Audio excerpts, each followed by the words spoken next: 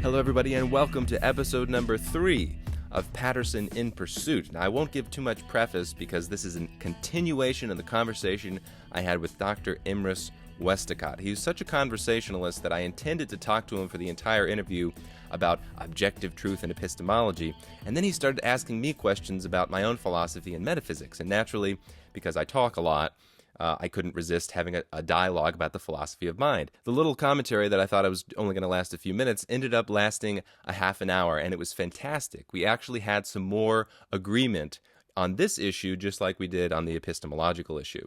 So Dr. Emrys Westacott is a professor of philosophy at Alfred University. He is genuinely somebody that cares about big ideas. So I really think you're going to enjoy this if you are interested in the question, what is the nature of consciousness? Enjoy the conversation. You know, Descartes said, of course, I think, therefore I am, and people have criticised that, saying he's not entitled to use this word "I," for instance, very controversial concept, because it is true. Once you start talking about selves, then you've got some work to do to specify exactly what you're referring to by that term. I would absolutely love to talk to you about that. But that question is something I'm grappling with right now, is because this is kind of as far as I've gotten in my own metaphysics, that it appears to be that there are selves. What does that mean? And how is that? I am tempted by this concept of a soul, just because that seems to be the way that we can explain the concept of selves, but I don't really like that conclusion. And if there's not this objective boundary of the self, it seems like you get a kind of a Hindu mystical conclusion that phenomena of mind experience is everywhere. Like there's no independent minds. It's all ultimately, and I like neither of those conclusions. And what about the what's your take on the kind of the scientific view of we have evolution producing the brain, producing consciousness, and eventually a sense of self. Oh, that it's illusory. Ultimately, not that it's illusory, but rather our concept of the self arises out of a sense of self that arises out of the fact that consciousness comes packaged the way it does, attached to bodies. So what I would say is something like the way that I think about the self, the way that I like to phrase metaphysical questions is ultimately about boundaries. Is it the case that there is an objective boundary where there is self and then there is not self?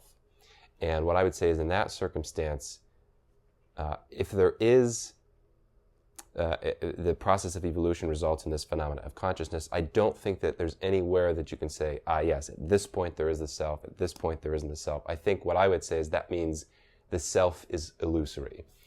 I think it's certainly a logical possibility, but I have trouble with that. I'm very drawn to this idea of the dualism of Descartes. I don't even see how you get awareness from bits of matter.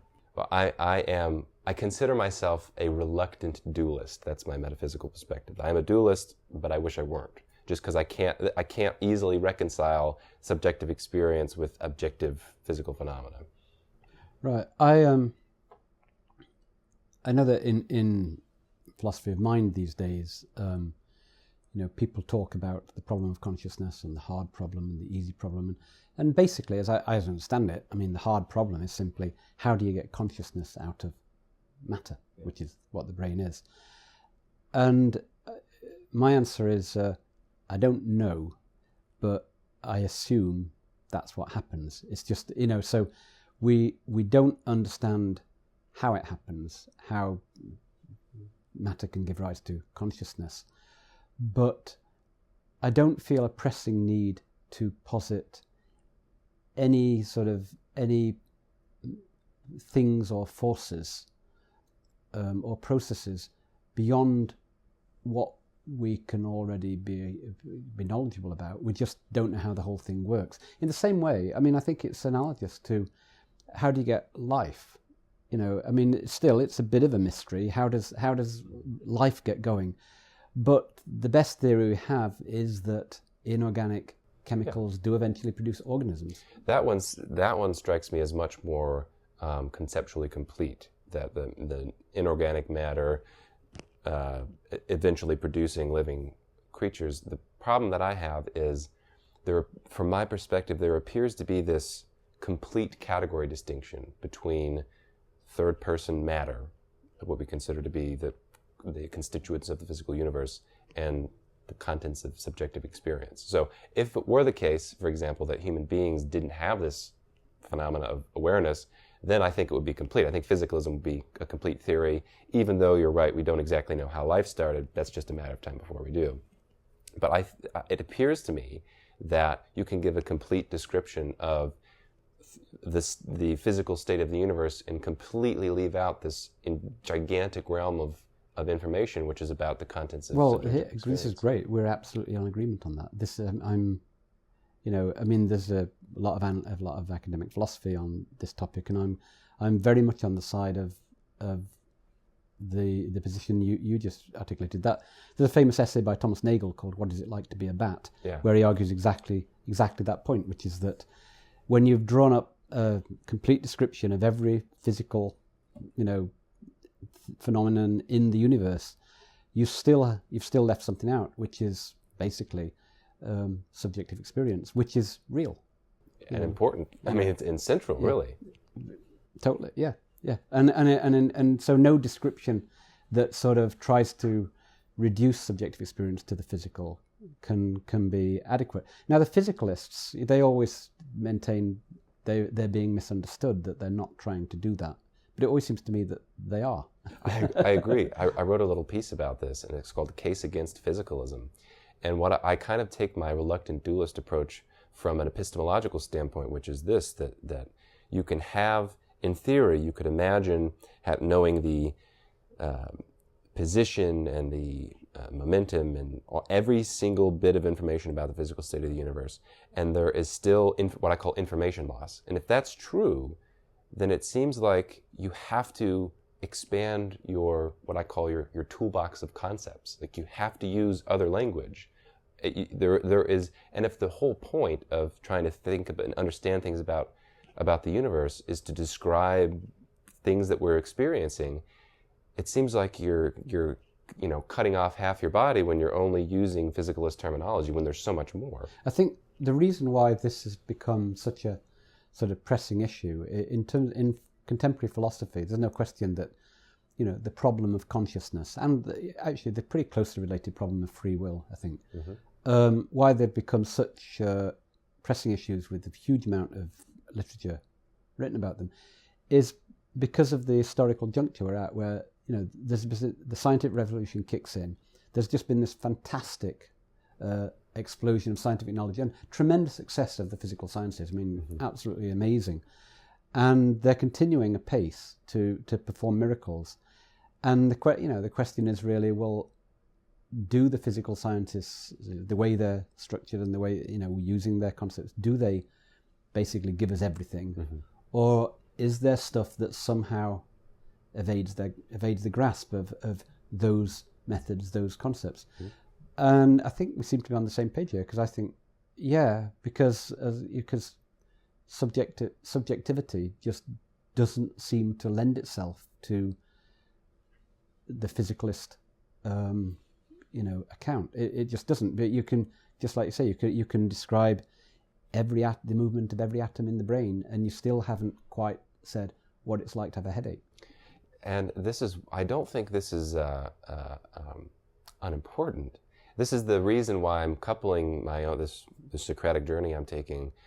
We're doing philosophy, and I'm going to talk to physicists and get that side of the spectrum. But that the phenomena of subjectivity exists seems like a really big deal, especially when we're talking about it from a human standpoint. Like, the entirety of my life has this feature, which I'm saying there's like a category distinction between what I'm experiencing and the movement of billiard balls on a table. There's this other thing, which is, again, drives me towards this uncomfortable, but it seems at this point inescapable conclusion that there's just something more. Maybe this is where we get concepts of God, this is where we get religious ideas, when you start incorporating the experience of living in the world as this apparent being who is experiencing things. But why can't consciousness or subjectivity simply be an emergent property? I mean, like epiphenomenalism. Just like life. Life is an emergent property of the inorganic.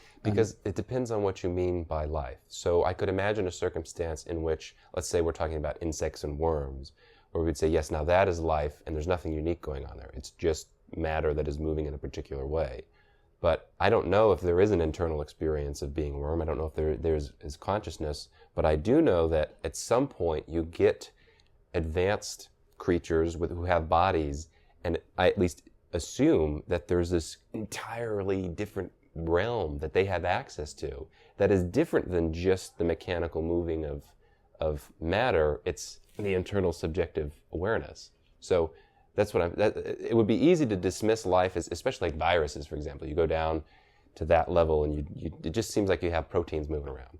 But I don't think that's what's, I don't have reason to believe that that's what's going on in my circumstance. No, but in both cases, you do have a spectrum. I mean, you have rocks, right? And you have us, and you have, like I said, viruses, yeast, bacteria, all the way up, insects and the rest. You have, and of course plants. You have different life forms of greater or lesser complexity that seem more or less mysterious. And in the same way, presumably you have degrees of sentience or degrees of consciousness. You assume that a mouse has, some level of sentience, but not quite what nothing like our self-awareness or anything like that. When it comes to worms, we've got no idea. But worms and that kind of thing, they do respond biochemically to their environment. What I would say is it depends on what you mean by they when you're talking about the worms, because the way that I would put it is you're putting boundaries around the worm and saying that is something that is perhaps more than just the bits of matter that are there which constitute the worm, and I don't think that's the case. So I would say in my metaphysical belief, I have a very particular idea of concepts that there is no, so you were talking about the mug on the coffee table earlier, all that there is just the bits of matter that are constituted in a particular way. And we just reference that area of the universe as a mug. And so I think you can do that with something like worms and lesser life forms. But it seems like, and I could imagine the philosophical zombie, where you have this very complex machine that's acting in all these ways, but it lacks that what seems to be this category difference of the internal subjective awareness. Right. And I mean, there's a debate here as, with the development of, ever more complex computers, whether at some point they put together a silicon-based computer that is so complex as to have subjectivity, or whether, John Searle argues, no, that'll never happen. He argues, for some reason, subjectivity has to be based on squishy, slimy stuff like brains. I simply don't have an opinion about that. I don't want to rule out the possibility that a computer could have consciousness and subjectivity. It might. I don't know. So let me ask you, I wanted to stay on epistemology, but this is such a good topic. Let me ask you something that I'm sure you know more than I do, because I've been studying the works of Bertrand Russell a little bit because I'm interested in the philosophy of mathematics. And what I have read is that on this question, actually I read just a little, I don't even remember what it was called, a little essay that he gave about how kind of ultimately subjectivity comes prior to objectivity, because we're these beings that are seeking out knowledge. And I have read that he took a position that has been called neutral monism, where instead of the physicalist worldview, where you might say all of the conceptual tools are physical, instead of the dualist position where you have this category distinction between the physical and the physical tools and then the mental tools, and there's this impenetrable boundary between them, he took a third perspective, which is that ultimately mind and matter are not fully categorically different, and yet neither fully explains the world. They're kind of two derivatives of this other stuff that we don't know anything about. Do you know? Can you? I'm not familiar with that, okay. But I would be inclined to say I wonder why there has to be a third item there. When you say they're derivative of a third item, one of the philosophers I've studied extensively is Hilary Putnam, who died a couple of weeks ago, and he says in one place, he said, the mind and the world jointly make up the mind and the world.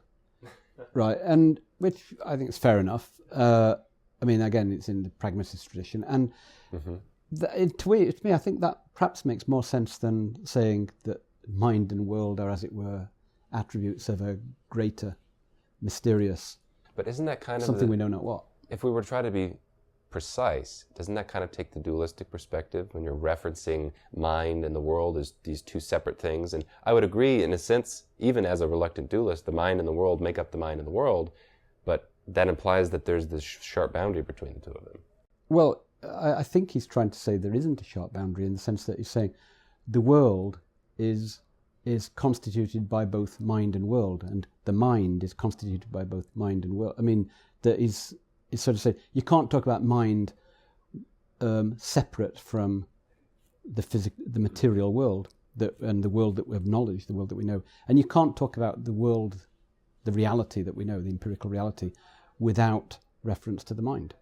You know, because as we were saying before, the mind sort of carves it up and shapes it and structures it. In that worldview, though, is there not a difficulty? And well, I suppose there is certainly a difficulty, but I don't, at least maybe I'm missing a part of it, but to me that doesn't seem like it satisfactorily explains the radicalness of the difference between when we're talking about objective matter and we're talking about this subjective awareness. Just to say, well, they're together, well, how does that? No, I think that's right.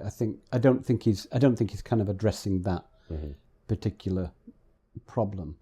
I mean, and you keep coming back to this kind of Cartesian point, because Descartes' argument for mind-body dualism is precisely, when it boils down to the fact that they just seem to be so radically different. You know, I mean, he may overstate the case, but he's just impressed by how very different they are. I'm inclined to agree with you that they are very different. I accept the general picture, for want of anything better, that life emerges out of inorganic matter, consciousness and sentience emerges out of basic life forms.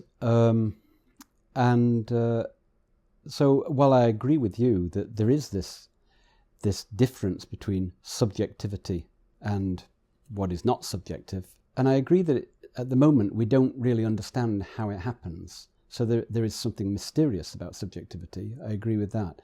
At the same time, I don't think its mysteriousness doesn't lead me to posit anything like a soul substance, or doesn't lead me to posit anything like a pre-existing form of consciousness that somehow makes it possible. It could just be that the world, in some little bits of the universe, get so complicated that they produce this extra phenomenon. I guess what it comes down to is whether or not, it's how bright that distinction is between the subjective and the objective. And for me, if that is a metaphysical category distinction, then you can't have the one giving rise to the emergence of the other. I was reading an interesting claim that was talking about epiphenomenalism, essentially the idea, which of course you know about, but for my listeners, the idea that what we consider to be awareness is an epiphenomenon of physical happenings. So the analogy they give is this sound of a steam whistle.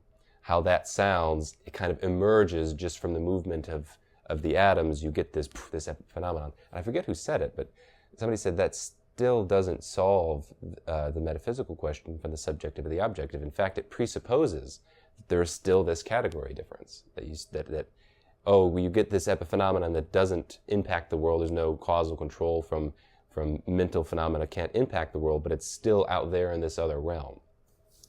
But why are you so sure that it can't be analogous to the problem of how life emerges? That is, people for many, many centuries said exactly the same thing about life. That life is special. Life is radically, metaphysically different from anything that's not alive. That anything living must have this sort of je ne sais quoi, this kind of this flame of livingness that the inorganic lacks. But we don't really believe that anymore. We just think it's more complicated. And my answer would be that I can have a fully complete explanation for the phenomena of life without consciousness just with using the physicalist toolbox. That I have no problem with that, because what we're talking about life in that circumstance is just the movement of atoms. That's all that there is just the complex movement of atoms. And I have no problem, even if we were to posit a human being absent the consciousness, just saying that's just ultimately the incredibly complex movement of atoms.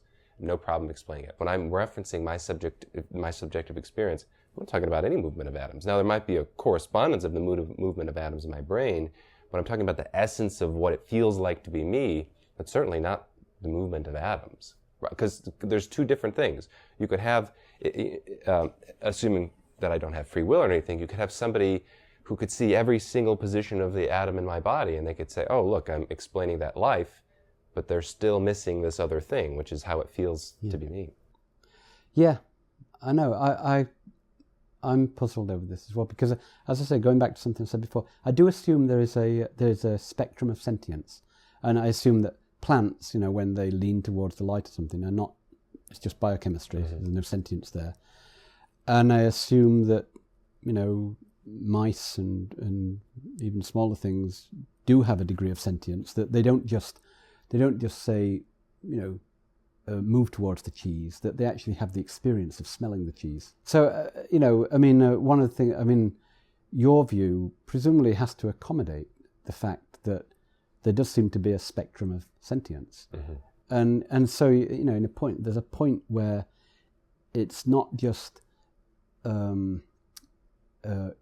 biochemistry without awareness, but there's a biochemical reaction with some very, very basic primitive element of sentience. And this is why I consider myself a reluctant dualist. Really, that's one of the central issues, is because if you take this line of reasoning and the explanation for the boundaries of consciousness is something like a soul, then you're kind of forced in the position of saying, oh well, so the rat has a little rat soul, and the baboon has a little bit of another soul. And at what point, if that consciousness isn't there, maybe at the fly it's not there, but maybe at the lizard, do you have a little lizard soul?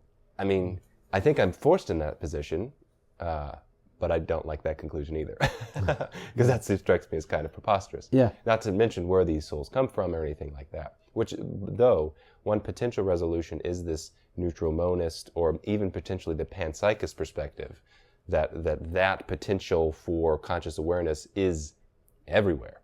Right, and that is one of the philosophies, one of the potential explanations. Except that it seems flamboyantly extravagant, doesn't it? It does, yes. To think that we are all, in some way, parts of, aspects of this larger kind of consciousness or something like that. Though in the research that I've been doing in the last several years, that claim seems kind of preposterous to us. There is perhaps even the majority of people on Earth who don't think that's a preposterous claim. They tie that. Well, if they get that far in understanding the metaphysics of what we're talking about, they say, "Oh, that's God." That idea of the global universal consciousness is God. And in fact, lots and lots and lots of people have claimed that they've felt that conscious awareness from the universal perspective. They thought they were one with the universe, with that God's eye perspective, which, again, I like the term flamboyant, and it seems dubious, but it at least, if you go down this line of reasoning where there's this category distinction between mental and physical, or if you go down the physicalist perspective, that doesn't seem any more like a radical possibility. Yeah. Another variation on it is Spinoza's point of view, and Spinoza is a pretty interesting character there, and he kind of seems to think that there's one substance, that's the God or nature, he says, God, one substance, and there's two main ways of viewing it. One view, the material way, is to see it as kind of a great sort of mass of, I guess, space and matter all really there's only one sort of material substance, and bits of it are congealed, call those matter, and mm-hmm. bits of it aren't, we call those space, but it's really just one substance. Mm-hmm. And it's not separate from what we call mind. It's not separate from it. It's actually the same thing as mind. It's just that when we think of it as mind, when we talk about consciousness, subjectivity, experience, all that kind of thing, we're viewing it simply from a different point of view. Now, I'm not saying I can make full sense of that, but that seems to be what he thinks, that instead of with Descartes you have these two radically different metaphysical substances. For him, you have one substance, and when you look at it one way, then it looks like consciousness. When you look at it another way, it looks like matter. I find that very profound. If that's true, Yeah. that's a very big deal. And the way that I put this, and I wonder what you think about this, kind of tying all this together, both with the epistemology and the metaphysics, I say that absurd conclusions are kind of inescapable. If you take the hardline physicalist perspective, you kind of arrive at this silly idea of the bits of matter eventually being congealed in a particular way where you get parts of the universe that are so constituted that they start talking about the universe. Like if you and I are just congealed blobs of matter, no different than the rock, isn't that remarkable that the rock has the same potential constituted as us, and now it's like talking about us and has these little individual lives, and the parts of the universe go around caring about what happens when it dies. Like that strikes me as absurd. Yeah. If that's not the case, you have even the idealist perspective that everything is mental strikes me also as kind of absurd. The dualist perspective strikes me as absurd. The panpsychist, the Spinoza, all of it, it seems like the absurdity is just inescapable when you fully realize just how radical it is, specifically that there is such a thing as experience. The encouraging thing, though, is that almost, a good chunk of what we now absolutely believe and take for granted would have been regarded as completely absurd by previous generations, from the roundness of the earth to the equality of men and women.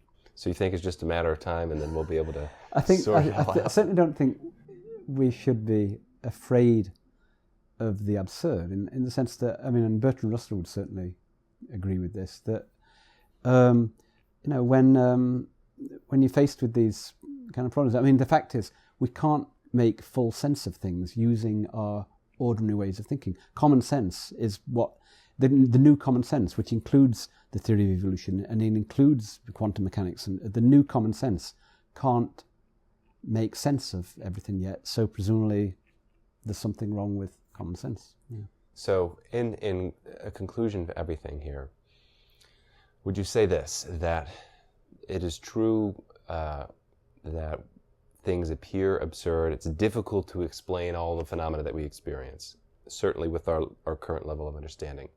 But my claim, and I wonder if you would agree with this, is that there are certain life rafts that were thrown right in this ocean, to use another analogy, that we grab onto that represent certain knowledge. That in metaphysics, it is certainly the case that of all the things that are out there, of all the existent phenomena that exist, certainly subjective experience exists. Maybe rocks do, maybe suns do, maybe other things do, but certainly subjective experience. Yeah, I don't see it as a life raft. I see that as a datum. But it's different. So we could say something like the cup on the table exists, and we have a really high level of confidence. But ultimately, we can't fully know that is the case. But that's not true with the subjective. Right. But I don't. You say a life raft. That implies that we're faced with this confusion. We need to be saved, as to how is all this possible? Yeah. And what's going to save us is the fact that we can be certain about this thing called subjective experience. I don't see how that saves us. I say, okay, actually that's part of the problem, isn't it? The fact that subjective experience, the reality of it, the phenomenon of it, and the fact that it has to be described in a certain way that doesn't quite match the way we describe the rest of the world, that's the problem. Well, maybe I can extend the analogy and say it starts that way. So if somebody, we wake up and we're in the ocean, we go, what the heck is going on? None of this makes sense. And then sure enough, a datum floats by, this life raft floats by. We grab on and we say, okay, now I'm solid, now I can start somewhere. And then, you get in the life raft, and then you can, there's shore out there, and you can find epistemologically certain truths, logically necessary propositions. You say, okay, well, now I can start building this. I can start certainly making sense of the world both epistemologically and metaphysically, and you can make grounded progress rather than always thinking, oh, well, maybe the tide's going to come in and I'm going to drown and we just can't know anything. What I'm really interested in, and I think a lot of people are interested in and inspired by, is this idea that the mind and ourselves do have access to certain knowledge. We can know certain things to be true, and by extension, denials of true things are certainly false. And we can make progress. Not all is not hopeless if you value discovering truth. Well, I agree, but I'll go back to something I said before, which is that I distinguish between truth and certainty. Descartes demanded certainty, and ever since then, philosophers have sort of, to a large extent, until the 20th century, tended to rather uncritically go along with that demand. And that's why, even today, a lot of philosophers think that philosophical propositions have to be more or less analytic. They're kind of, it's just the analysis of concepts. They're not interested in sort of vague, plausible empirical generalizations or something like that. But I don't agree with that. I actually think that certainty is very hard to establish in many spheres. I think there are degrees of certainty. When you talk about subjective experience, you're talking about probably the highest degree of certainty. Mathematics is another very high degree of certainty. But it seems to me that we should not fret too much if some of our knowledge isn't certain. We just accept that. Aristotle says in the Ethics, doesn't he? He says that it's the mark of the mature mind to not demand more precision and more certainty in a field of knowledge than it's capable of delivering. I can certainly accept that and agree with it. However, only with the understanding that there is that certainty. So I like the idea. I wrote a piece called The Sliding Scale of Certainty, and I'm fine with the idea. I think it's demonstrably true that different propositions have different degrees of certainty. The existence of the external world is something that almost everybody assumes is the case, is very central to our lives. But that sliding scale of certainty goes to 100%. And if that's true, then any proposition which contradicts one of the certain truths is necessarily wrong. And that we can't say that. For example, a lot of people, especially who are interested in quantum physics, they say, oh, well, even the idea of the physical world, separate of our minds, is false, and really the world is illusory, and they draw really grand conclusions because the premises they're challenging are maybe 90% certain, but not fully certain. But what I would say is anybody who challenges those handful of propositions which are out there, which what I would say is they form the framework or they are the bedrock, those are untouchable. And then that almost makes all the other ones more exciting, because it's like, okay, I have this certain knowledge, and then I can build, given reasonable assumptions, that other minds exist and cups exist and tables exist and all these things. I'm not going to base my, those aren't the most important beliefs that I have, but I'm fine with 99% certainty or something like that. Yeah, I don't know. I mean, it seems to me that once you allow there's a spectrum of certainty, that sliding scale, then when you should be fairly content with the fact that most of human knowledge is not certain. I'm perfectly content with that. As long as if you acknowledge that there are some foundational truths, I'll certainly acknowledge that they're greatly outweighed by the uncertain ones. As I said before, I'm not comfortable with the word foundational, because that implies that, again, that's a kind of Cartesianism. That implies that you're going to build the rest of human knowledge. You're going to rest it on that foundation. And I don't necessarily see that. I don't, with the hope that some of the certainty is going to seep through. Mm-hmm. Yeah, and I'm fine with that, because correct me if I'm wrong, but Descartes tried to prove the existence of the external world too, didn't he? Right. World. And using God. Right. I'm not particularly persuaded by his argument, but where I think we might even have more agreement is, and then you and I might disagree with Descartes on this, that it's perfectly fine to say, I don't know that the physical world exists, but if it does, here's what follows and here's how it works. I'm totally fine with that. And that in fact is, given that we appear to live in a physical world, one of the most central and reasonable propositions, one of the most foundational, maybe not ultimately bedrock, one of the most foundational ideas that we have in building our entire worldview is assuming that this thing called the physical world exists, even though I totally grant it's not something we can know with certainty. But on that note, thank you very much, Dr. Westacott, for talking to me. I have greatly enjoyed this.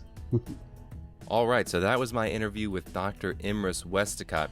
The issue of consciousness is going to keep coming up in this interview series. It's one of the central questions that I just don't have a great resolution for, and I'm sincerely trying to find an alternative to dualism, but so far I haven't found anything I find particularly persuasive. And hopefully in the Socratic journey, when we start going to maybe Southeast Asia or India, I'm going to be able to talk to more Buddhists and Hindus that have a very, very different conception of consciousness than we do in the West. And be sure to tune in for the next episode where I'm talking with Professor Brian Kaplan, who's a fascinating and awesome guy. He's got a lot of really interesting ideas.